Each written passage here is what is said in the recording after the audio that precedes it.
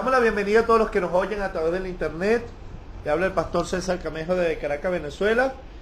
Le damos la bienvenida a nuestra sección Escudriñando Juntos las Escrituras en nuestra página web www.jesucristoesperanzadegloria.com.be. En nuestra sección Escudriñando Juntos las Escrituras, ahí tiene todos los evangelios que hemos estado, o los libros de la Biblia que hemos estado estudiando. Estamos estudiando el Evangelio según San Marcos y estamos en el capítulo 14. La semana pasada quedamos en el versículo 26 que vamos a continuar esta noche. Versículo 26 dice, perdone, vamos a orar primero, que no oramos. ¿Qué tal si Danielito ora? ¿Fue al altavoz o no? Está cantado ahí. Vamos a decirle al hermano José Pacheco que esté orando ahí para que el Señor nos ilumine el entendimiento. Padre, en el nombre de Jesús, levantamos nuestra oración aquí. Damos gracias, Señor, por esta noche. Señor, gracias por cada una de mis hermanas que se encuentran en este lugar, Señor. Bendice a mí, a los que no pudieron asistir, Dios. Te pido, Señor, en este momento, por la gracia de tu Hijo, Dios, que nos conceda, Señor, sabiduría para entender tu libro, mi Dios, para entender tu palabra. Que sea el Espíritu iluminándonos, Señor.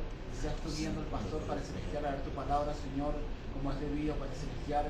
Para que seas tú, Señor, por medio del Espíritu edificando a cada corazón aquí para celestial. Que seas tú, Señor, dando tu bendición, Señor, a cada uno de los que se encuentran aquí, Señor, y aún a los que oyen por el internet, mi Dios. Que seas tú glorificado para el celestial en esta pequeña reunión, Señor. Y danos hoy de comer de tu palabra, que ella quede grabada en nuestros corazones, Señor, para que caminemos conforme a ella, para que renovemos nuestra mente sea renovada conforme a ella, mi Dios, para gloria tuya, para que sea glorificado tu Hijo en nosotros, para que la imagen de tu Hijo sea formada, Señor, en nosotros, para tu gloria, mi Dios. Ilumínanos el entendimiento, amén y amén. Versículo 26, ahora sí. Cuando vieron cantado el himno, ¿cuál himno? Pues cantaron un himno, ¿no? Fíjate tú que cantaban rock, hip hop, ¿qué cantaron? Un himno. Interesante, como dijo Pablo, ¿no? En el capítulo 5 de Efesios, cantando himnos, salmos y cánticos espirituales. Ellos cantaron el himno, a ver cuál himno. Nadie sabe, cantaron el himno. Salieron al monte de los olivos. Entonces Jesús le dijo, todos escandalizarán de mí esta noche, porque escrito está, heriré al pastor y las ovejas serán dispersas. ¿Dónde está eso? Zacarías 13:7. O sea que eso era una profecía del antiguo pacto, ¿okay? De los profetas, que debía suceder, porque está escrito. Fíjate usted que Cristo no está inventando algo, está anunciando algo que ya estaba escrito y que debía cumplirse, porque escrito está, heriré al pastor y las ovejas serán dispersas. O sea, Jesús estaba anunciando lo que ya había sido anunciado por el profeta Zacarías, que el Mesías a la hora de su sacrificio quedaría solo, porque dice, y era el pastor. ¿Ok? Muy importante que esto ya hasta el elemento de que Cristo iba a quedar solo estaba profetizado. Qué tremendo, cada detalle de las escrituras se estaba cumpliendo en el Mesías. Mira, hasta el pollino estaba profetizado,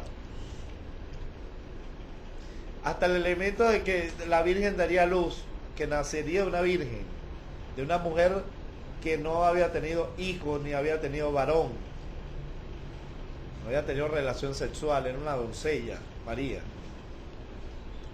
Y lo más tremendo, que los mínimos detalles, hasta el perfume, o sea, estaba todo bien tan coordinado. O sea, que nada de lo que aconteció en los elementos expiatorios de Cristo fue al azar, fue un elemento casual. Y antes que anunciara, Jesús sabía, porque estaba escrito, eso iba a pasar. Mira la seguridad con que Cristo anuncia un elemento que había sido anunciado años atrás como un elemento de cumplimiento profético literal. Eso lo vamos a ver, hermano, en quinto nivel en profecía. hay un elemento que algunos infieren de que todas las profecías del Apocalipsis y del Nuevo Testamento son elementos de interpretación alegórico, o sea, son elementos espirituales y no de cumplimiento literal. ¿Me hago entender? Todo lo referente con la segunda venida de Cristo, muchos falsos maestros por ahí dicen que eso ya se cumplió. Cas Luna dice que el Apocalipsis ya se cumplió, que es un elemento espiritual meramente. Que hay principios espirituales que podemos sacar, pero que ya se cumplió. Usted puede buscar en internet declaraciones que él hace sobre que el Apocalipsis ya se cumplió. Bueno, Ana Méndez Ferrer dice que el Apocalipsis es un elemento que solamente los profetas pueden interpretar y que no es un elemento literal, sino un elemento espiritual. Lo espiritualizan todo. Pero usted agarra esta regla que yo le estoy enseñando esta noche. Fíjate tú, Jesús dice, porque escrito está, heriré al pastor y las ovejas serán dispersas. Jesús anuncia, el versículo 26 dice, cuando vieron cantado el himno, salieron al monte de los olivos. Entonces Jesús le dijo, todos se escandalizarán de mí esta noche, porque escrito está, heriré al pastor y las ovejas serán dispersas. O sea, Jesús está anunciando un elemento de cumplimiento literal, y le dice a sus discípulos que se iban a escandalizar, que lo iban a dejar solo, porque estaba escrito. O sea, debía cumplirse eso. Y Jesús lo anuncia previamente antes que suceda. Vamos camino al monte de los olivos, pero yo quiero avisarle esto. Ustedes me van a abandonar. Ustedes se van a escandalizar de mí, porque no es lo que ustedes esperaban de mí, que yo reinara. Y ustedes me van a dejar solo. Pero eso está escrito. Eso va a pasar porque está escrito. Y yo les hago esta pregunta. Si todos los elementos están hasta el detalle más mínimo de la primera venida de Jesucristo, como cordero, como pastor de ovejas, como siervo de Dios, fue un elemento literal de cumplimiento de lo que estaba escrito y anunciado años atrás por los profetas, y que literalmente se cumplía en lo natural, manifestando lo espiritual, el mundo natural como elemento de cumplimiento profético para el plan de redención de la humanidad. La pregunta sería, yo les pregunto, ¿ustedes creen que las profecías de la segunda venida no van a ser literales como las de la primera? La misma regla profética debe cumplirse para las otras profecías. Yo no puedo alegorizar las profecías que no me convienen o las que me parecen atroces y decir que la primera venida, que los profetas durante 2000 años desde Moisés vinieron anunciando y que 2000 años después se cumplieron. ¿Cómo? Jesús lo está anunciando literalmente. Entonces, voy a decir que las de la primera venida se cumplieron literal, pero las de la segunda venida no se van a cumplir literal. Voy a alegorizar, voy a espiritualizar la palabra profética. No puedo, porque el mismo principio opera para toda la profecía divina. Lo que está escrito, conforme a lo que está escrito, se va a cumplir de Jesús al pie de la letra. Como el sacrificio del cordero y el elemento de que Él se quedaría solo, como el elemento del reino, que Él vendrá en gloria a reinar este planeta. O sea, ustedes no se pueden dejar. Mira, lo que está escrito tiene un elemento de cumplimiento, y que Cristo es ese cumplimiento, tanto de la primera, el débil Jesús, siervo de Dios, cordero inmolado, como la de la segunda venida, el Rey de Reyes y Señor de Señores en gloria. Hermano, está escrito.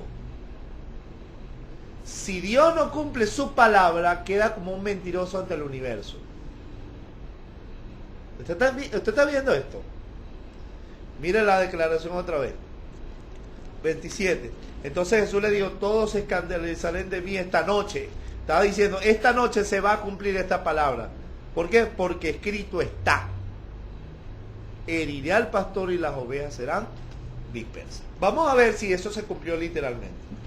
Versículo 28. Pero después que haya resucitado, irá delante de vosotros a Galilea. Mira la convicción. La gente diría, no, pero es que Jesús era Dios. Sí, pero acuérdate que Él se despojó y estaba como hombre. Y tenía una mente limitada como nosotros. Jesús dependió todo el tiempo de la dirección del Espíritu Santo como cualquier hombre.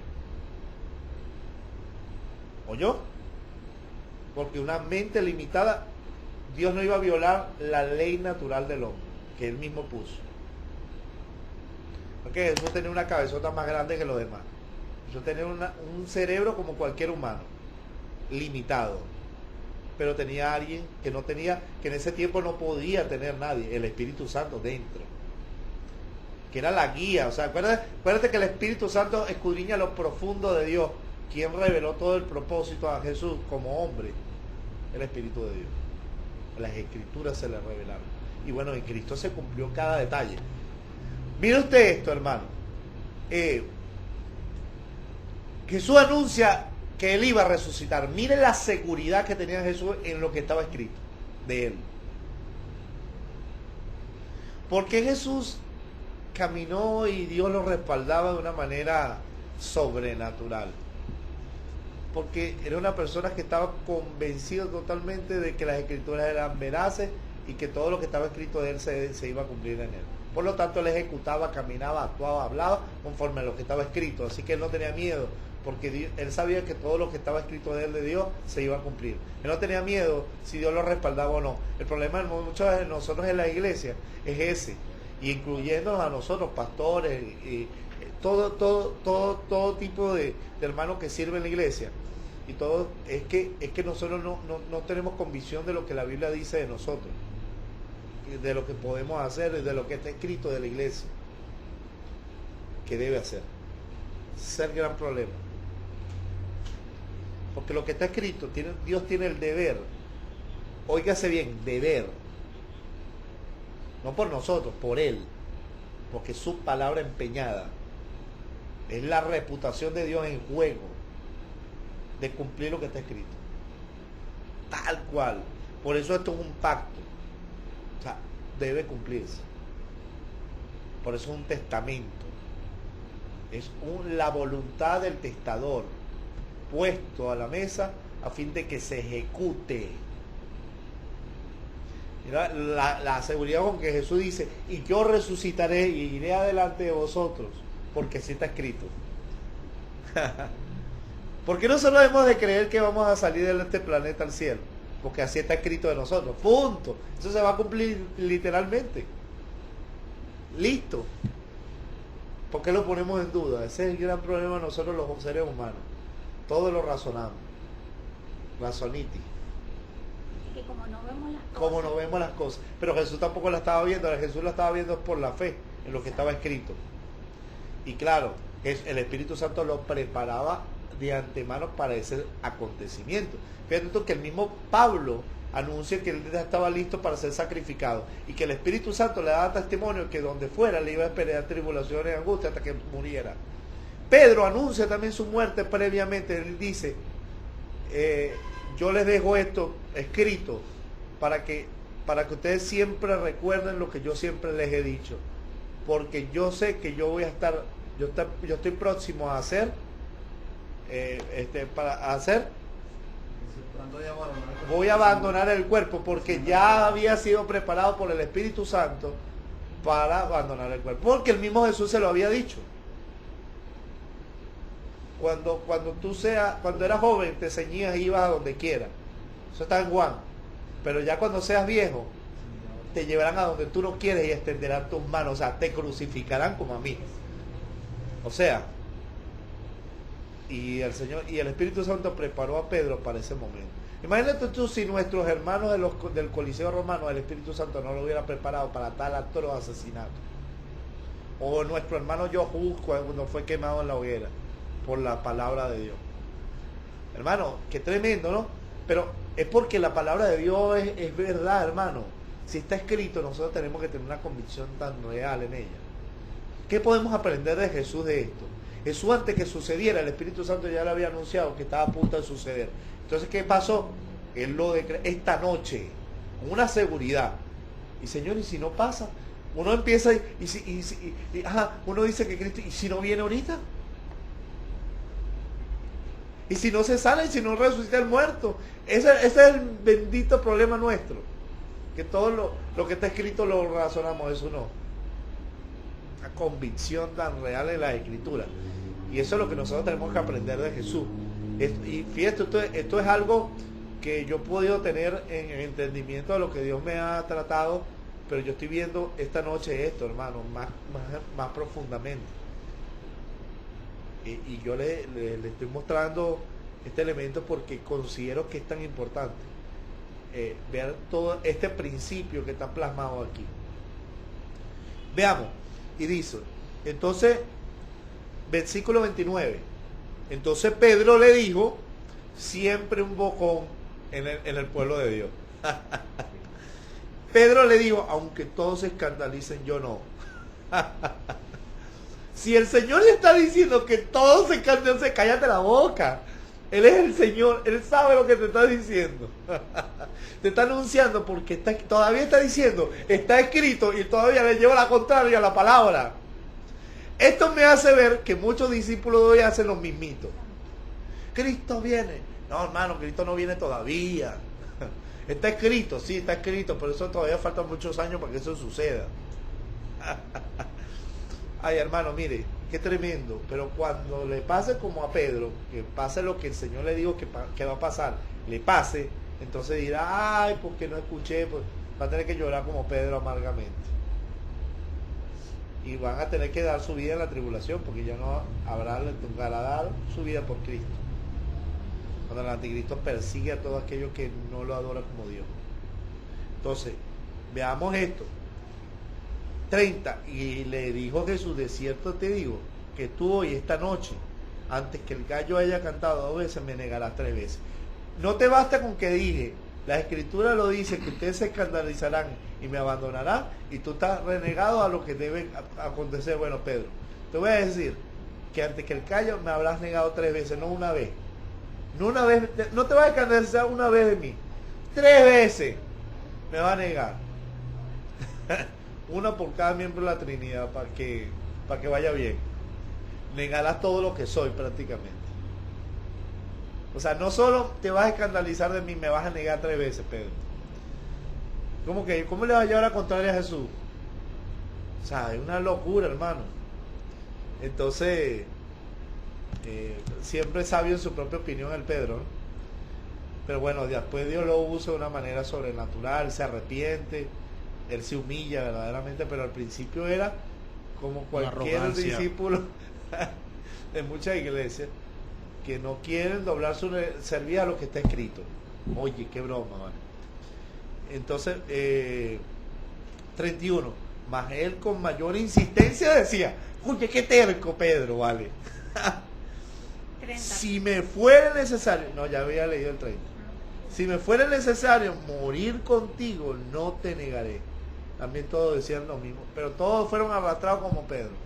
Bueno, sí, verdad, Pedro tiene razón. ¿Cómo te vamos a abandonar, Señor? No, vamos a morir contigo. No, si nos toca morir, morimos. Y esto me llama mucho la reflexión. Porque a veces nosotros estamos medio bocones así también. Señor, si me tocara morir por la fe, hay que vernos en esa situación. A veces a mí me da temor cuando hablo de morir en ganancia, pero yo escudriño mi corazón, porque eso es la verdad de la Escritura, pero yo escudriño mi corazón para ver si yo verdaderamente estoy en ese nivel para entender lo que estoy diciendo. Porque no porque tú seas pastor, yo conozco cantidad de pastores que no estuvieran dispuestos a esto, a morir por Cristo. Y a veces decimos de la boca para afuera, sí, vamos a morir, pero nos escudriñamos delante de nosotros y decir, no, verdad, Señor, quizás te negaríamos. Y es terrible. Bueno, Jesús se lo dice, bueno, vamos a esperar que llegue el momento, y cuando llegue el momento que me estén arrestando, vamos a ver si ustedes van a estar dispuestos a ir conmigo. Porque además estaba escrito que eso no debía pasar. ¿Por qué? Porque Jesús eligió a los discípulos no para morir, sino para que continuaran su ministerio. O sea, ellos todavía no podían ver el hecho que para qué Jesús los había elegido a esta altura del partido. O sea, está escrito, eso debe pasar. Bueno, nosotros nos vamos a prepararle el corazón, Señor, para que aunque nos vayamos por miedo a que nos maten en ese momento, nuestro corazón siga siguiendo. ¿No? Muy arrogantes ellos, no, vamos a morir. Como que ellos estaban yendo contra el plan de Dios prácticamente, en su razonamiento, en su propia opinión. Versículo 32.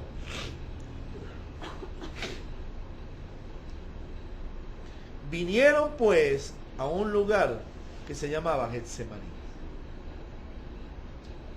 Y dijo a sus discípulos, sentados aquí, entre tanto yo oro.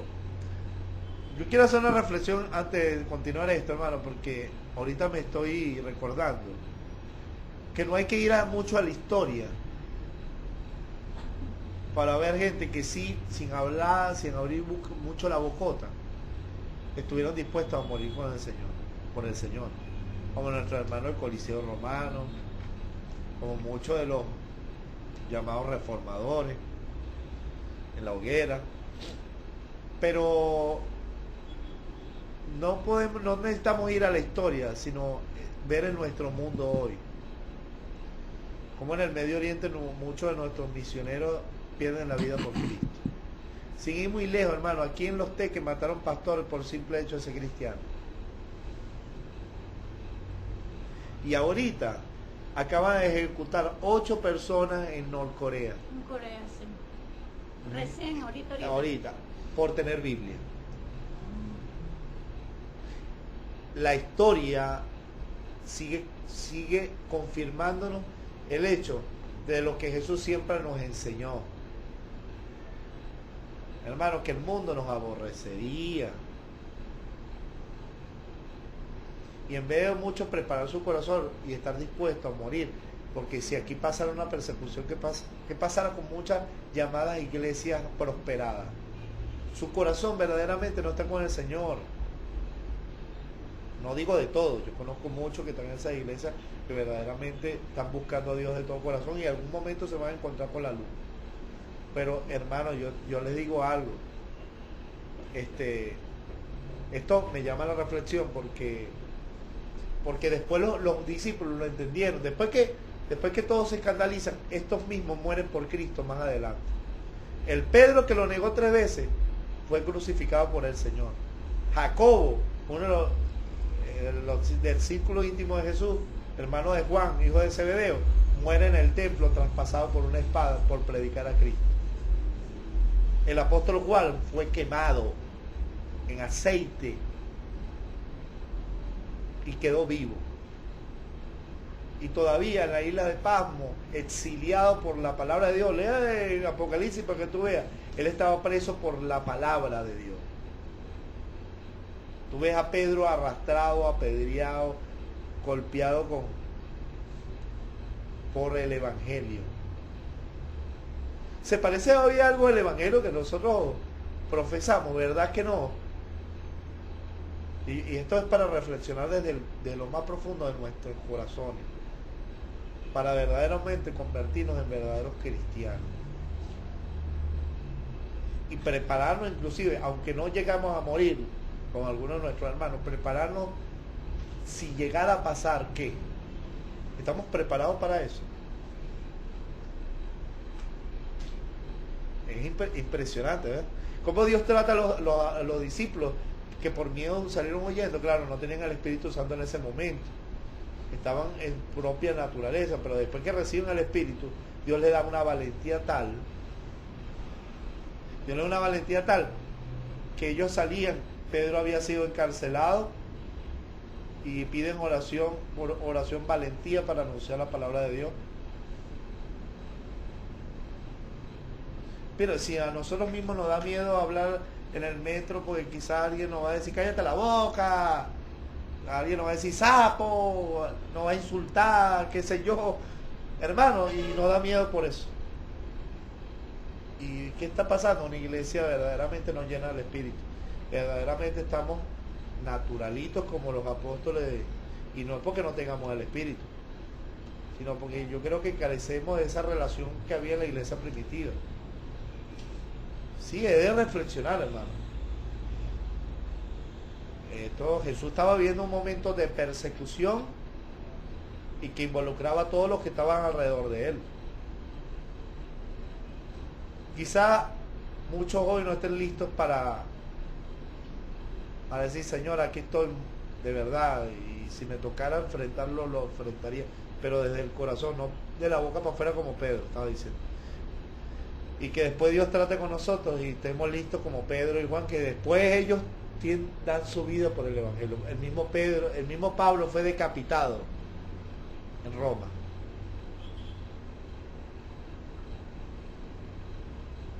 ¿Ah? Y hoy día el Evangelio del éxito. Y alcanza y conquista y te obtén tus sueños. Eso verdaderamente no es lo que nos enseñaron ni el Señor Jesucristo ni los apóstoles. Me dirán lo que me digan, eso es lo que me enseña a mí la Biblia de mi Señor y de los hombres que dieron su vida para que hoy tú y yo tengamos el Evangelio, esta Biblia que leemos. Es más, para que tuviéramos esta Biblia que tenemos hoy, muchos derramaron su sangre. Hermano, para que valoremos esto, hermano. Cuando tengamos la Biblia en nuestras manos, pensemos que primero valió la sangre de Cristo, pero después la vida de muchos hombres y mujeres que amaron a Cristo con su vida y entregaron su vida para que hoy tuviéramos la palabra de Dios como la tenemos. Aquí hay sangre de muchos hermanos nuestros, aquí en esta mano. Y vamos a ir a analizar ese sacrificio primario de Cristo. Versículo 32.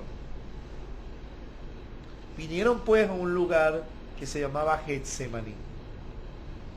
Estaba al lado del monte de los Olivos, ahí mismo. Y dijo a sus discípulos, sentados aquí, entre tanto yo oro. No digo entre tanto me quejo. Yo oro. Y tomó consigo a Pedro y a Jacobo y a Juan, que es los que iban a ser más zarandeados. Y comenzó a entristecerse y a angustiarse. Porque como hombre, la tristeza era normal en un momento crucial. A la gente que amaba, que también regañó, que hasta le dijo hasta adversario como a Pedro, los iba a dejar. La tristeza de irse, dejarlos solos, la tristeza que enfrentaba el hecho de llevar el pecado y que el Padre lo iba a abandonar, o sea, en ese momento, y angustiarse por todos los sufrimientos que iba a pasar. O sea, el sufrimiento de Cristo no solamente fue en el cuerpo, era un sufrimiento desde el espíritu, hermano. Angustia de lo más profundo de la persona de Jesús, porque el sudor era como grandes gotas de sangre, no gotas de sangre, dice como grandes gotas, o sea, el espesor del sudor. ¿Ok? Era la aflicción que estaba pasando en su interior. Entonces comenzó a afligirse. ¿Dónde? Adentro, internamente. Enfrentarse a un momento bien difícil. No solo el hecho del sufrimiento físico que iba a pasar, el hecho de que los discípulos lo iban a abandonar, se iba a quedar solo enfrentándose a eso. Y tercero, el Padre lo iba a dejar solo. Ahí él guapeando contra el diablo, contra el pecado, porque como lo dice Pablo, él despojó los principados y las potestades, exhibiéndolos públicamente, triunfando sobre ellos en la cruz. En la cruz él estaba peleando la guerra espiritual más fuerte que él pasó durante todo su ministerio, porque el diablo decía por medio de los fariseos, si eres el Hijo de Dios, bájate de la cruz. O sea, no te sacrificies por la humanidad, eso es alto precio para ti. Mira, está llamando a Elías. Se burlaban en un momento tan doloroso. Y el más doloroso cuando él dice Elí, Elí, lema sabactani. Dios mío, ¿por qué me has desamparado? ¿Por qué la pregunta? Si él sabía lo que iba a enfrentar. Lógico, hermano, La agonía un que ser estaba viviendo. humano, la agonía ahí. Porque era el pecado de toda la humanidad. El Padre tuvo que darle la eso espalda, no lo podemos ¿verdad? razonar y La sentir. santidad, claro. La santidad de Dios no le permitía a Dios estar frente ahí con el Señor respaldándolo. No podía. Porque para Dios tú y yo estamos clavados ahí. Exacto. Eran los pecadores de la humanidad ahí, en la cruz. No era Jesús para Dios. Para Dios, por eso habla del Cordero sustituto que Abraham recibió cuando iba a sacrificar a Isaac. El Chiabá Yahvé Jireh, él proveyó del sacrificio, el Cordero sacrificado por el Altísimo, por Elión. Era Dios que lo estaba sacrificando, o sea, lo entregó como si fuera el pecador más vil. Por eso dice que Cristo tomó forma de pecado y en su carne venció el pecado y la muerte, porque él tomó a manera de representación humana el sacrificio expiatorio de todos los pecadores humanos. Es tremendo eso, hermano. Pero aquí empezaba su agonía. Me enfrento al momento, a la hora más difícil, ni siquiera la crisis del ataque de los fariseos, ni siquiera el abandono de su familia. Pues los hermanos de Jesús por parte de María no creían en él, ni la misma María andaba con él, con tal y que el ángel Gabriel y que lo habían testificado de quién era él. Juan el Bautista, María que profetiza sobre ella cuando Elizabeth, la mamá de Juan el Bautista, que cuando ven él se llenó y su vientre el niño saltó, y entonces Elizabeth profetiza sobre María. Qué impresionante que todavía María no andaba con Jesús como una persona que estaba allí, porque cuando Jesús va y le dice tu padre y tus hermanos te buscan, y él, mi madre y mis hermanos, señala a sus discípulos, aquí mi madre, mis hermanos, porque mi madre, mi hermano, mi primo es aquel que hace la voluntad del Padre. Eso quería decir que María no lo estaba haciendo. Después María, después de la resurrección, es que se une como una de las mujeres y los hermanos de Jesús. De hecho, Santiago, la epístola de Santiago es el hermano, Jacobo, el hermano del Señor Jesús, no el hermano de Juan. Tremendo, hermano. Todo lo que Jesús tuvo para el rechazo de su familia. Es tremendo, ¿no? Nadie creía en él, sino él creía lo que Dios había dicho de él y lo que Juan el Bautista había pronunciado, lo único. Los pastores, pero ahí se quedó el Señor solo. Ni siquiera eso contó el sufrimiento mayor de lo que Jesús estaba padeciendo en el Getsemaní. Poniéndonos en el zapato del Señor como ser humano. Y además conociendo todo lo que le iba a pasar.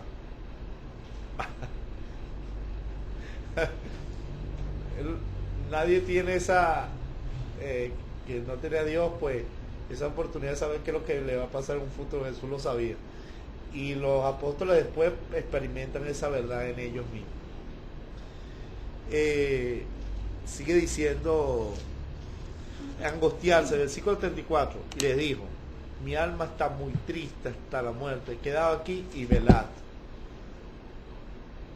Yéndose un poco adelante, se postró en tierra y oró que si fuera posible, si había posibilidad de que pasase de él aquella hora, o sea, que no pudiera pasar ese momento difícil que iba a pasar, ese trago amargo. Señor, si hay una manera que yo no tenga que pasar por aquí. Mira la humanidad de Cristo aquí, explícita. Sintió angustia, miedo. Pero eso lo podemos ver también como que lo sintió en lo que es la carne, ¿no? Desde el espíritu hasta la carne. Todo el ser de Jesús estaba en un conflicto entre el amor por la humanidad y lo que él iba a vivir. Y lo que él iba a pasar como ser humano. Como ser humano, exacto. Porque lo que le venía no era nada fácil. No era. Y aquí podemos darle mucho más valor al sacrificio de Jesús. Para la cena del Señor. Vaya valorando esto. Yéndose un poco adelante, se postró en tierra, o sea, se acostó de largo a largo y oró que si fuera posible pasarse de él aquella hora. Decía, Abba, Padre, todas las cosas son posibles para ti. Aparta de mí esta copa, mas no lo que yo quiero, sino lo que tú. Y entonces, ¿tú crees que el Padre no lo escuchaba ahí? Claro que lo escuchaba, todavía él no se había apartado. En oración. Fíjate tú algo, esto nos dice una sola respuesta. Dios no escuchó en el sentido de respuesta. Dios escuchó su oración, pero no respondió su oración. Por una sencilla razón. No era voluntad de Dios que pasara. Él debía pasar. Por eso habla Isaías 53, que fue que Dios quiso quebrantarlo. Por eso dice que Él dio a su Hijo, lo entregó, lo dio. ¿Tú crees que el Padre no quería meter su mano y sacar a Jesús de esa tierra por este poco de pecadores que no valían la pena? El amor de Dios, lo único, la misericordia y el amor de Dios que no hizo eso. Por eso era tan grande por nosotros, porque esta oración era para que el Padre levantara a Jesús de una, porque no había pecado. Además podía llevárselo como Elías. No tenía necesidad de pasar la cruz Jesús para subirse, porque era sin pecado y sin mancha. Es más, él le dice a Poncio Pilato: ¿tú crees que yo no puedo orar al Padre que me envíe una legión de ángeles? Hasta Cristo podía hacerlo. El problema es que Dios no lo iba a hacer por amor a la humanidad. Y el Señor, Jesús, ahí un momento de crisis, porque estaba en crisis en todo su ser. Temblaba Jesús del terror de lo que le venía, de la angustia. Mucha gente no pone la humanidad de Cristo, sino hace énfasis tanto en la deidad, pero es que en la humanidad donde Él venció la muerte, no fue en la deidad. Por eso dice que Él se despojó, haciéndose semejante a los hombres y tomando forma de siervo, se humilló hasta los sumos. Eso hay que ver la revelación del sacrificio de la cruz que tiene Pablo, y se lo dice a los filipenses en el capítulo 2. Mira, es poderosa cristología. Mira, hermano, esto es importante, porque uno no termina de entender la magnitud del sacrificio de Jesús, y cada día Dios nos da un poquito más para entender de que hay que ser fiel a Él, hermano. Pastor, y por no entenderla no se valora, pastor. Y por no entenderla no se valora, porque tú lo que no entiendes o lo que no valoras, no lo cuidas, o no le das el valor que requiere el sacrificio de la cruz. Por eso siempre es importante, porque nosotros somos olvidadizos los hombres. Siempre volver a la cruz es muy importante. Uno dice: yo leí los evangelios. Yo ya leí los evangelios. Siempre hay algo de Cristo que se nos ha revelado, que cambiará nuestras vidas. Por lo menos, esto es lo que cada día que yo hablo del sacrificio de Cristo, hay algo que cambia mi vida, que marca mi vida para ser fiel a Jesús. Por eso yo no le tengo miedo al hombre, porque a mí, como se lo digo a Manirvenia, a ti no te debe importar si otro diga de ti que te vas para el infierno. Lo importante es lo que tú crees de Cristo y lo que Jesús hizo por ti. Eso es lo que tú debes creer, no lo que otros digan. A mí hace tiempo esa conmiseración, ese dolor, esa niñez, esa no madurez como cristiano se me acabó hace tiempo, porque yo entendí lo que significa es mirar la cruz de Cristo y mirarlo a Él y obedecerle a Él. Como hombre yo tengo mi deber por encima. Cristo es cabeza de la iglesia, y eso es lo que a mí me importa, serle fiel a mi Señor por encima de lo que el hombre piense, porque a mí quien me justificó fue Cristo, no el hombre. No, lo que el hombre diga me sabe pimienta. A mí lo que me importa es que dijo Jesús, y es donde yo debo poner mi mirada. ¿Por qué? Porque el hombre a veces te desvía. Yo antes me ponía: es que tú eres esto y tú eres lo otro. Ay, los hermanos no me aman. Y yo era: olvídate de eso.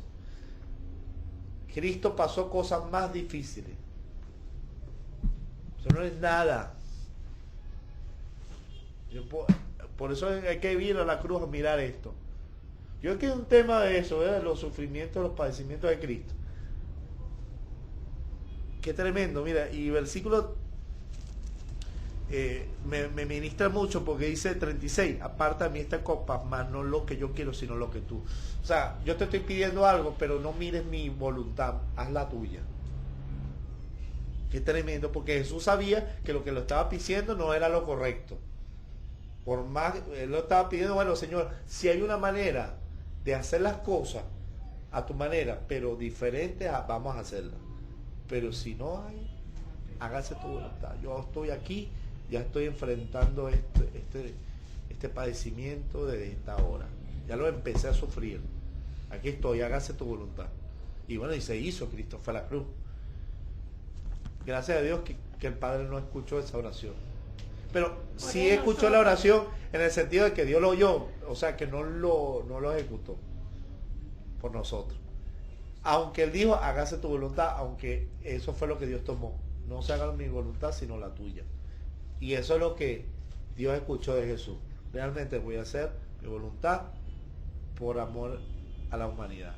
Y esto toma vigor Juan 3:16 cada vez que leemos estos sufrimientos. Y dice, no se haga la mía sino la tuya. Bueno, Dios amó tanto al mundo que dio a su único hijo.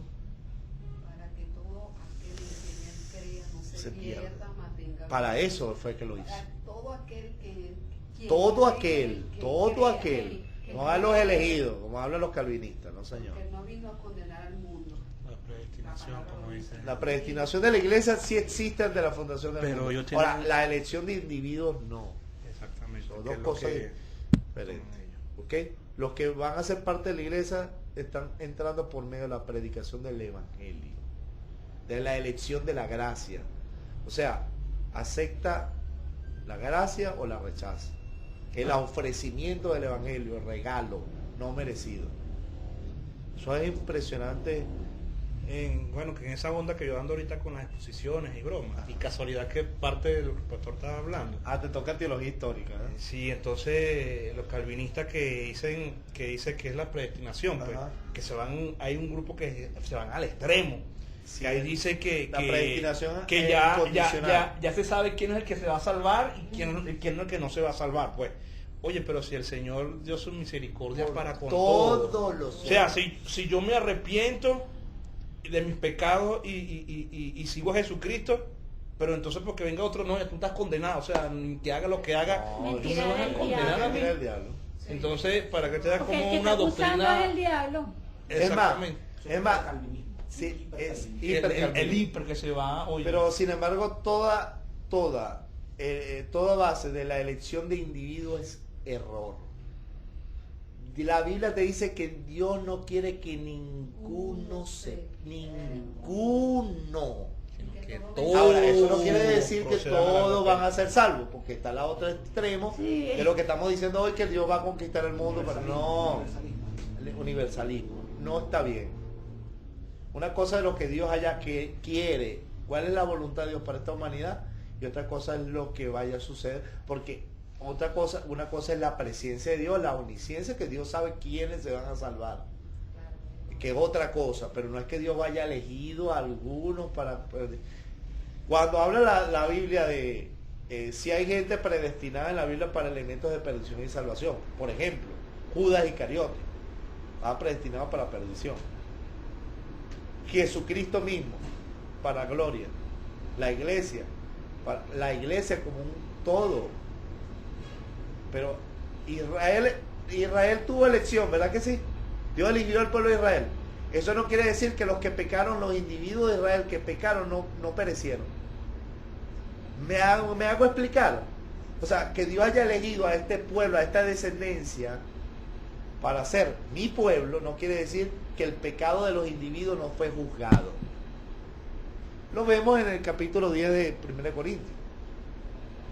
Es más, entró la generación, solamente Josué y Caleb entraron de los que salieron de Egipto. Lo único. La rebelión de Coré se tragó la tierra, y los judíos que no han creído en el Señor y murieron, se fueron para el cielo, porque Dios los eligió. Entonces, la salvación es individual. Préndase eso. La gente niega el libre albedrío, pero Adán y Eva tuvieron libre albedrío para pecar o obedecer a Dios, porque Dios les dio un mandamiento. Si no la gente cómo desobedece, si no hay libre albedrío, toma de decisión, voluntad humana. Como la palabra Trinidad no está en la Biblia, pero eso no quiere decir que no esté revelada por toda ella. O sea, la voluntad humana, el que creyere, el que no creyere será, el que creyere, el que no creyere, eso todo depende si tú tomas el ofrecimiento del Evangelio, que es gratuito. ¿Tú lo tomas o lo dejas? O sea, Dios no te condena, tú mismo te condenas al rechazar el mensaje del sacrificio. Esto, mira, hermano, tremendo. Mucho rechazo de esa gracia, ¿verdad? Sí, por eso. ¿Me entiendes? La predestinación es una doctrina bíblica, pero cuando hablamos del todo de la iglesia, Dios predestinó a la iglesia para la gloria. Ahora, ¿quiénes serán parte de esa iglesia?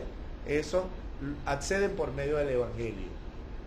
Por eso Dios mandó ir por todo el mundo y predique el Evangelio.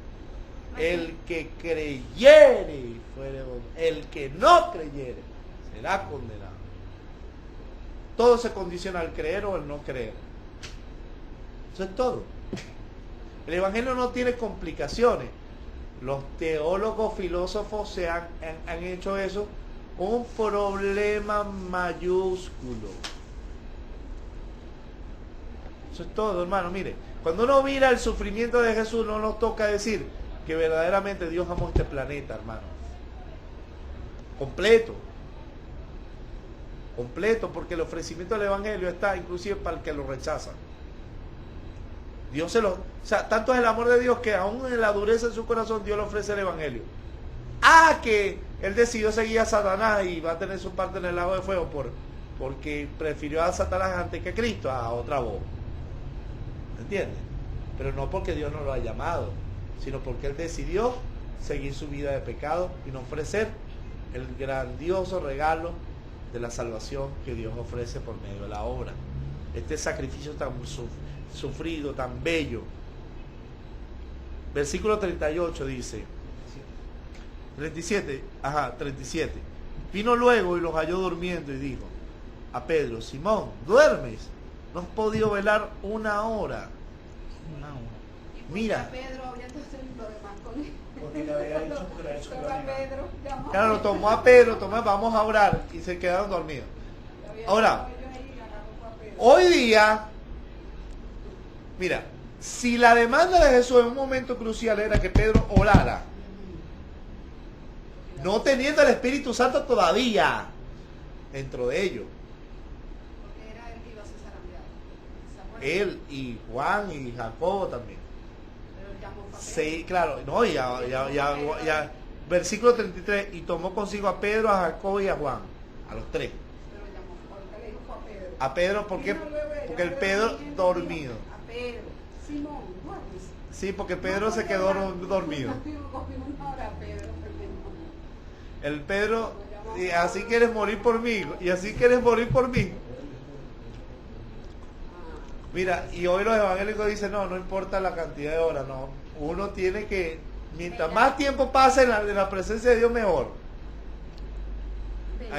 Yo he escuchado en las iglesias, no, lo que Dios quiere aunque sea 5 minutos, no.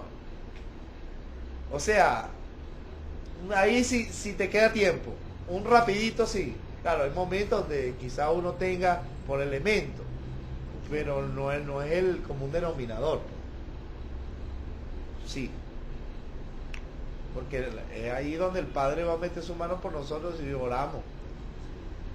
Sí, poniendo todas nuestras cargas delante de él para que sea el Señor en el momento crucial metiendo su mano por nosotros. Velad y orad. 38. Mire la palabra velad y orad. Aquí no está hablando de acción de estar despierto contra el diablo. Aquí lo que está diciendo es oren de madrugada. A veces yo no puedo dormir y yo me paso la noche orando. Y usted me ve con la cara reventado que estoy orando. Pero hay dos grandes diferencias entre el velar y orar. Mucha Sí. gente cree que el velar es orar y es No, es totalmente diferente. completamente diferente. Hay un elemento de velar que no tiene nada que ver con vigilia, con pasar la noche orando. Que tiene que ver más con la acción de estar despierto contra las acechanzas del Estar diablo. alerta. Alerta. Pero aquí está diciendo, no se duerman, oren. No es momento de dormir. ¿Por qué? Porque el contexto te lo está diciendo. Ellos estaban durmiendo. Pedro estaba dormido. ¿Los halló? Mira, le dice, los halló durmiendo. Plural. Jacobo y Juan también estaban dormidos. Y le habló a Simón Pedro, el que siempre salía. ¡Simón! Entonces estaba durmiendo, entonces le dijo, velad y orad, para que no entréis en tentación. El espíritu de la verdad está dispuesto, pero la carne es débil. Sí, porque Satanás, mire hermano, cuando tienta al hombre, si uno puede estar dispuesto en el espíritu, pero si uno de verdad, el elemento espiritual, uno no está ahí con el Señor clamando, que no, la carne va a ser influenciada para que tú peques. Siempre. A Y sí, diario. Constante. lógicamente aquí no está hablando de pecados sexuales, aquí estaba hablando No, en el de momento todo. de todo. En general. Pero ahí estaba enfrentando el momento de, van a venir por ustedes también, a ver cómo van a reaccionar. Satanás los va a increpar, y bueno, Pedro pasó la cuestión porque él saca la espada y le corta la oreja al siervo del sumo sacerdote. Entonces Jesús tiene que sanarle la oreja a un... Estaba haciendo trabajar extra, Pedro. No es así, no es con espada. Un poco de pastores están armando para que no los maten. Ay, de verdad que leí eso. Ay, no hayan que hacer, hermano, ya. Es que ellos tuvieron miedo y huyeron. Claro, Llegaron lógicamente. solos. Y pasó lo que tenía que pasar. Pero la idea era de Jesús para que su fe no le faltara, pues. Porque a pesar de que Jesús sabía lo que iba a pasar, él quería que, bueno, que no fuera tan difícil lo que iban a pasar. Sin embargo, ellos guindados. Se parece mucho a nosotros, ¿no? Y es terrible porque nosotros hoy tenemos el Espíritu Santo. Ellos en este momento no lo tenían. Pues recuerda que ellos reciben al Espíritu Santo después que Jesús resucita. Sí. El soplo. Reciban al Espíritu Santo. Y el día de Pentecostés fue sobre todos los discípulos, no sobre el Pedro, porque el Pedro fue el que se levanta y habla. Todo el mundo estaba hablando en lengua y él habló. Pues ellos ya habían recibido el Espíritu Santo. No en el día de Pentecostés, ellos lo recibieron cuando Antes. Jesús mismo se lo sopló. Sí. Directo. Juan capítulo creo 20, 18. Después de la resurrección. 39. Otra vez fue y oró diciendo las mismas palabras. Al volver, otra vez los halló durmiendo. No. Porque los ojos de ellos estaban cargados de sueño y no sabían qué responderle. Vino la tercera vez y le dijo, dormí ya, chico. Ya pura pérdida con ustedes. Duerman ya y descansa. Basta, la hora ha venido. He aquí el Hijo del Hombre es entregado en manos de los pecadores. Levantado, vamos, he aquí se acerca el que lo entrega. Yo le digo, hermanos, algo antes que entremos al elemento del sacrificio. La gente siempre culpa a los judíos de la muerte de Jesús. Sí, esa generación lo rechazó. Y por eso ellos fueron, pues, sacrados para dárselo a los que creyeran en él. Sin embargo, no solamente estaban los judíos, los gentiles también estaban ahí crucificando al maestro. Gente que no era judía, los gobernantes. Si quiere apagar el aire acondicionado, está temblando.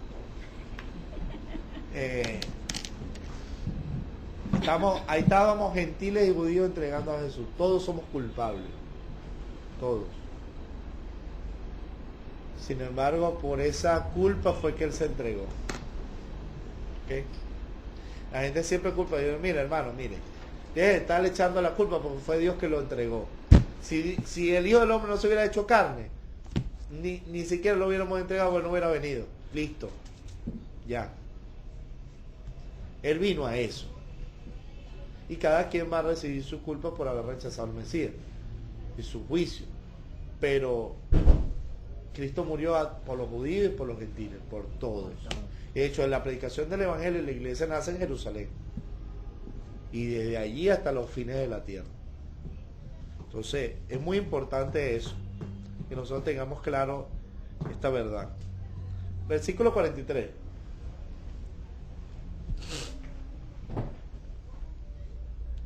Luego, hablando él aún, vino Judas, que era uno de los 12, y con él mucha gente con espadas y palos, de parte de los principales sacerdotes y de los escribas y de los ancianos. Y el que le entregaba le había dado señal, diciendo: al que yo besare, a ese prenderle y llevarle con seguridad. Y cuando vino, se acercó luego a él y le dijo: maestro, maestro, y le besó. Entonces ellos le echaron mano y le prendieron. Pero uno de los que estaba allí, sacando la espada, hirió al siervo del sumo sacerdote, cortándole la oreja. Lógicamente, Marco no da entendimiento de quién era, porque Marco era un joven en ese momento. Es más, Marco va a narrar aquí que él sale desnudo, huyendo. Cortándole la oreja, respondió Jesús y le dijo: ¿cómo contra un ladrón habéis salido con espadas y con palos para prenderme? Cada día estaba con vosotros enseñando en el templo, y no me prendiste, pero es así, para que se cumplan las escrituras. Qué fabulosa declaración es esta. Porque las escrituras se van a cumplir al pie de la letra. O sea, ustedes vienen contra mí con palo, como si yo fuera ladrón, pero esto es así para que se cumplan las escrituras. Ustedes saben que yo no soy un malicioso, yo estaba ante todos ustedes hablando abiertamente y ninguno pero ahora me lo están haciendo para que las escrituras se cumplan. O sea, llegó el tiempo del cumplimiento profético y debe pasar. Bien claro, Jesús estaba bien claro con el cumplimiento profético.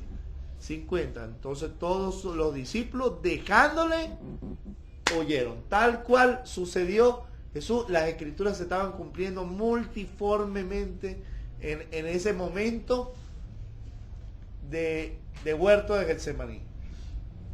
Todo lo que se desencadenó de cumplimiento profético solamente en esta parte. Wow.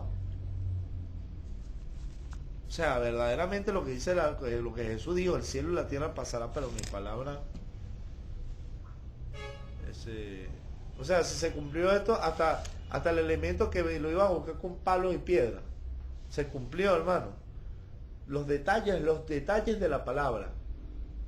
¿Cómo nosotros vamos a desmeritar la profecía de lo que ha de venir? De lo que no se ha cumplido, y que además es Jesucristo el cumplimiento. Porque ¿quién abre los sellos de los juicios? ¿Quién lo abre? El Mesías, el Cordero. Señor. Apocalipsis 6, Él es el cumplimiento. Él es el que le da el elemento de cumplimiento. ¿Quién viene a buscar la iglesia? El Señor. Las copas de la ira de Dios, cumplimiento de la palabra de ¿quién? De Dios. No la palabra del pastor, la palabra de Dios. Y la segunda venida, ¿quién la cumple? El Señor. Y el reino, el Señor. Y la nueva cielo nueva, el Señor. Y Él es el cumplimiento de todas las cosas. Y por Él fueron hechas todas las cosas. O sea, ¿quién no va a entender que la profecía es literal? No es una alegoría, no es una interpretación espiritualizada de los hechos. Lo que está escrito se va a cumplir. ¿Cómo se cumplió en la primera venida? Totalmente. Es más, lo vamos a ver cuando Jesús está en la cruz, dice: consumado es lo que estaba escrito de mí sobre mi sacrificio se ha cumplido. Porque hasta Jesús sabía que iba a tomar agua mezclada con vinagre. Tengo sed. Cuando sorbió, dijo, consumado es. Y entregando su espíritu, el único que puede entregar su espíritu para morirse. Dejó el cuerpo. Los otros tuvieron que partir las piernas para que se cumpliera la escritura que dijo también que ni un hueso suyo sería roto. Oye, hermano, mira, en la sepultura, que dice que su santo no vería corrupción. Su cuerpo no se pudrió, resucitó el tercer día. O sea, qué literal es la palabra. Y sigue siendo literal y mañana seguirá siendo literal. Por eso, mire, cuando algo está escrito, hermano, no importa, no le pare. No le pare a las voces que ponen en duda lo escrito. No le pare. Porque lo que está escrito tiene autoridad legal desde los cielos. Nadie le da la autoridad legal. Ni un pastor, ni un apóstol, ni como se llame. Nadie le da la autoridad legal a la escritura para que se cumpla. El simple hecho de estar escrito es un elemento de cumplimiento. Te les digo, alguna vez una persona me escribió al Facebook y me dice: yo no creo en el arrebatamiento, yo no creo en los juicios, yo no creo que un Dios tan bueno y tan amor vaya a juzgar a esta creación, porque Dios ama la creación y tiene misericordia extendiendo, pero lo que está escrito que va a pasar, va a pasar. Y yo le dije, mire, no me importa si usted no cree en el arrebatamiento, no me importa si usted no cree en los juicios descritos en la palabra de Dios. Lo que a mí me importa es que yo creo en lo que está escrito. Y otra cosa, que usted y yo creamos o no creamos no depende del cumplimiento. Me explico. Si usted cree algo o no lo cree, eso no va a detendrar que lo que está escrito va a cumplirse. Lo crea usted o no lo crea. Está escrito. O sea, usted me entiende lo que les quiero transmitir esta noche. Que el cumplimiento de la palabra de Dios no está condicionado si usted cree o no. Punto. Dios es Dios y lo va a hacer cumplir. Por eso es que en capítulo 24 de Mateo, cuando hablaba de la segunda venida, los reyes de la tierra y los gobernantes de la tierra harán lamentación por él, sí, amén. ¿Por qué la lamentación? Diciendo, ay, si hubiéramos creído. Ay, nos los dijeron y no escuchamos.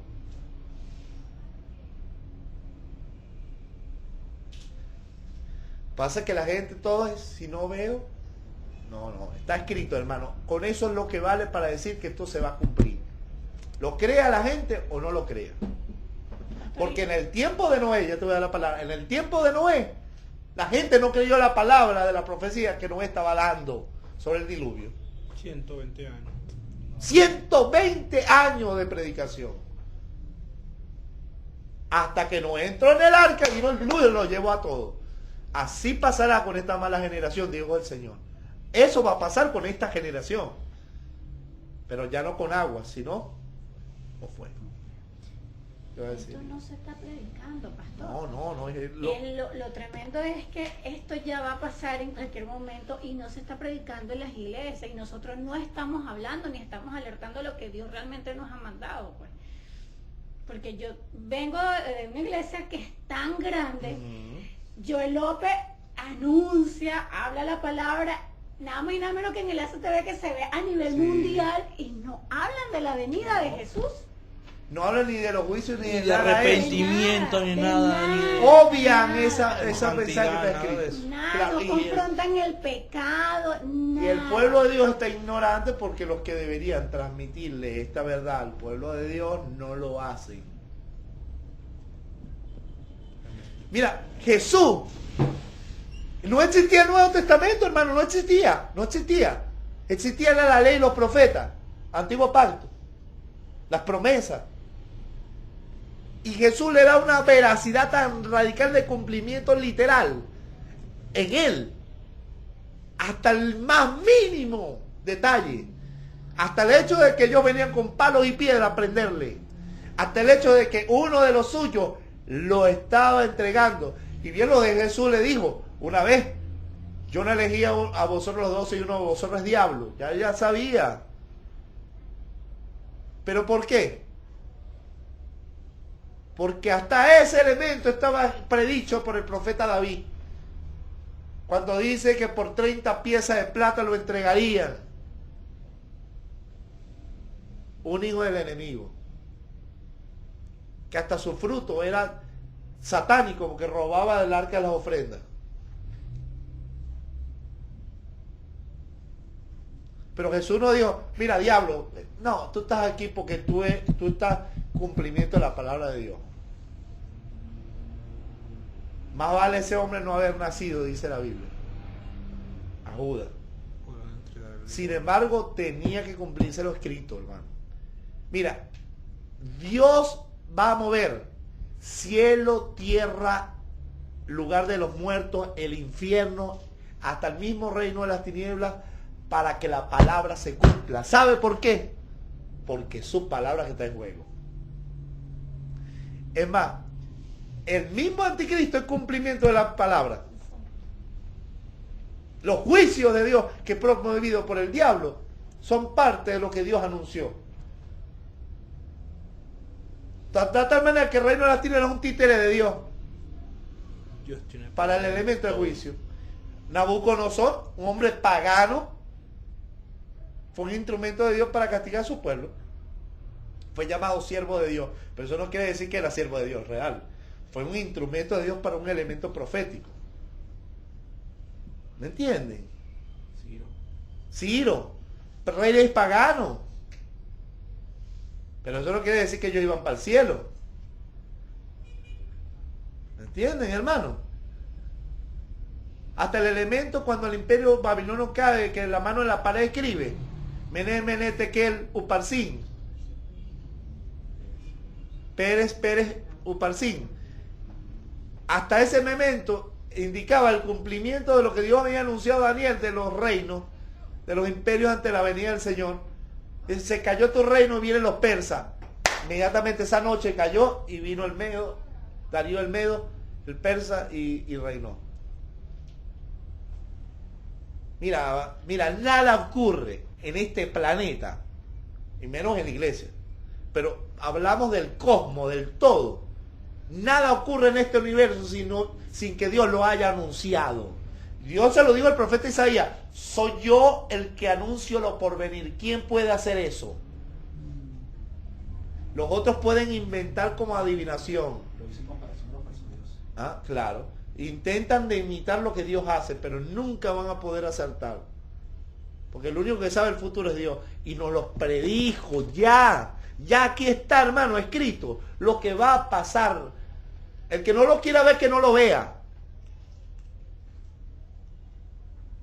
Mira,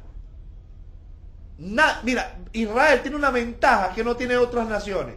Tiene la Biblia que les anuncia lo que le va a pasar, las invasiones, las guerras que van a haber, pero ¿por qué no previenen? Porque se han desviado de la palabra. Nosotros como en la iglesia de Cristo tenemos la luz del Evangelio, tenemos al Espíritu Santo, alguien que no lo puede tener cualquiera, sino aquel que se haya rendido a Jesucristo. Y nos anunció, hermano, lo que va a pasar con nosotros. ¿Por qué no creer que va a pasar literal y en cualquier momento? Y Dios nos está preparando para eso, lo que no nos damos cuenta de eso. Ustedes vienen, quizás algunos de ustedes vienen de iglesias donde jamás escucharon esto. Pero ¿quién los movió aquí? Yo les hablé a algunos de ustedes. No, el Espíritu de Dios, a quien ustedes se sujetan, les ha guiado. Bueno, nosotros tenemos que ser unos portavoces de lo escrito. Darle veracidad a lo escrito. Por eso yo soy tan fastidioso, hermano. Soy fastidioso. Usted me podrá decir que yo soy fastidioso con eso. Yo vivo anunciando cada rato la profecía, las noticias. Oye, el pastor como que está enfermo, que lo único que habla es de eso.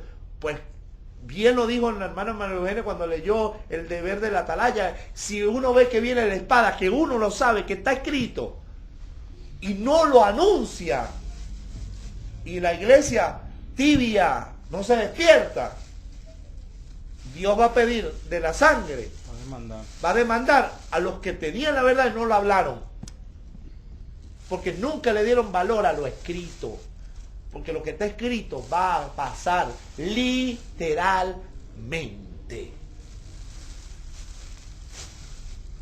Algunos hermanos me dijo, pastor, usted no le da esperanza a la humanidad, porque su predicación es de juicio. Yo le digo, perdóneme. La única esperanza que tiene la humanidad, y es la que yo predico, es que el mundo se arrepiente y se vuelva a Jesucristo. Es la única oportunidad y la única esperanza que tiene el pecador es en Él. Porque aquella persona que no se arrepienta, que no venga a Jesús, está bajo la ira de Dios. Y ya la Biblia nos dice qué va a pasar con esa gente. ¿Cuál es mi deber? Decir lo que está escrito. Yo no estoy puesto aquí para hablarle a la gente lo que yo quisiera para mi país, lo que yo quisiera para las naciones. Yo estoy puesto aquí para anunciar lo que está escrito, para anunciarles, para que se arrepienta, para que se vuelva, para que despierte, para que entiendan lo que ha de venir previo, para que nos preparemos, para que hablemos al vecino, precisamente para que llamemos a la gente de las tinieblas a la luz, para que no solo el juicio, lo que ha de venir a esta tierra, y la condenación eterna, ¿qué? ¿El infierno qué? No le hables de eso. ¿Y qué carrizo le voy a hablar si está bajo la condenación del infierno? La única manera que esa gente sea libre es Jesucristo, el único que lo puede liberar. Yo no puedo darle una esperanza al mundo. Los mejores días le va a venir, punto. Si el pecado no permite que la bendición de Dios llegue a las naciones. Yo no puedo ofrecerle bendiciones cuando la Biblia me dice a mí todo lo contrario de lo que va a pasar en este planeta, hermano. Así es. Entonces, yo sería un falso profeta si yo hablo profecía de mi propio corazón y no de lo que está escrito. Entonces, como yo quisiera lo bueno para mi país, pero no va a venir cuando este país está en pecado, cuando las naciones enteras se rebelan contra el Altísimo y no quieren escuchar la voz del Evangelio. ¿Ah? Oye, mi parte como atalaya del Señor es ver lo que viene, decir, oye hermano, mira lo que viene, mira lo que se está cumpliendo, mira la Biblia, mira lo que está pasando en el planeta, arrepiéntete. Ese es mi deber. Yo, hermano, ¿sabes cuándo yo cambié mi manera de ver y le di más credibilidad a lo escrito? Hace poco. Siempre he sido predicador directo, recto de la palabra, pero nunca me di cuenta de tan cerca del cumplimiento de lo escrito como hace poco, cuando hubo el maremoto de Japón. Yo me senté, hermanos, frente a mi televisor y lloré como un niño. Cantidad de personas muriendo, arrasadas, y nadie les habló. Arrasadas por un agua, putrefacto. Y nosotros cómodos cantando gloria a Dios en la iglesia, y el Espíritu me habló en ese momento y me dijo, si no hablas, si callas, te demandaré la vida de cada uno. Si tú estás viendo esto, este es cumplimiento de mi palabra. Y ahí dije, ¿qué estoy haciendo? Voy a esperar que aquí venga un terremoto, voy a esperar que aquí ocurra algo para yo decir al hombre, oye, la única manera de salvación es que tú vengas a Cristo. Porque mira lo que va a pasar en el planeta, mira lo que está pasando, mira lo que dice la Biblia, mira lo que está pasando. Y yo, hermano, con poco dinero, yo no había fundado esta iglesia, yo con poco dinero agarré y hice un escrito de las profecías de Cristo y del cumplimiento. Y lo saqué a la calle llamando al pecador al arrepentimiento. Con poco dinero sacaba una copia, le entregaba 2 o 3 en el metro, a veces iba por ahí en Charallave, alrededor del Tamanacotú, y iba y entregaba a la gente. ¿Por qué? Porque yo no podía callar. Si lo que está escrito, hermano, es, oye, que está bien ciego para no darse cuenta. ¿Entiendes, hermano? Y Jesús sufrió para que ellos no murieran. ¿Ah? Pero se estaba cumpliendo la palabra. ¿Y qué es lo que Jesús ha anunciado que va a pasar? Mateo 24, ¿quién lo anunció? Luna lo anunció, Jesucristo, hermano. Eso para mí tiene mayor autoridad. ¿Oyó? Entonces, ya vamos terminando. El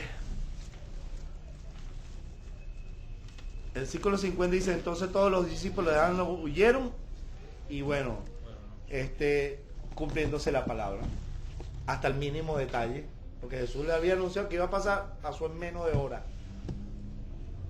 Entonces démosles credibilidad a la palabra como Jesús se la dio, en el cumplimiento profético, lo que anuncia que va a pasar. Cristo es el cumplimiento. Padre, te damos gracias. Gracias por el sacrificio de tu Hijo. Gracias por el sufrimiento que por tu palabra, conforme a lo que está escrito, ha pasado porque nos amaste. Tu plan, Señor, lo ha revelado de antemano. Los profetas anunciaron lo por venir. Antes que Cristo viniera a la tierra, ya lo había anunciado 2000 años antes. Señor, ahora te pido que con lo que anunciaron los apóstoles y el mismo Señor Jesucristo hace 2000 años y que está en pleno cumplimiento, Señor, nos hagas ver las Escrituras y darle la credibilidad que merece, como elemento de cumplimiento literal, real y que está a las puertas. Padre, guíanos a Cristo. Ayúdanos a ser portavoces de lo que está escrito. Gloria a ti. Ayúdanos a guiar a la iglesia a lo que está escrito como elemento profético de cumplimiento literal, próximo, vigente. Gracias, Señor, porque nos ha dado una esperanza de gloria. Gracias a Jesucristo. Liberta a muchas almas que están a punto de morir en el juicio de la tribulación, en el juicio de la ira de Dios por el pecado, porque no han querido escuchar la voz del Evangelio.